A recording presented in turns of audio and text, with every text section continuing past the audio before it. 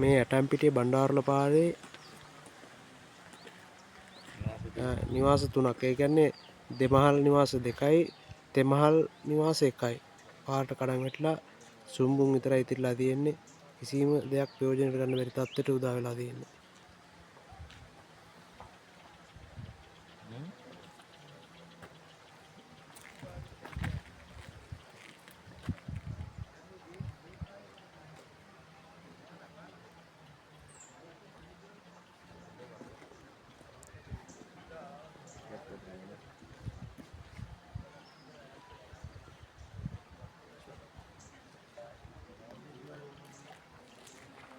JCB එකක්වත් දාලා අයින් කරගන්න බැරි තත්ත්වෙට මේ කොන්ක්‍රීට් එහෙම වඩා පහත් වෙලා තියෙනවා.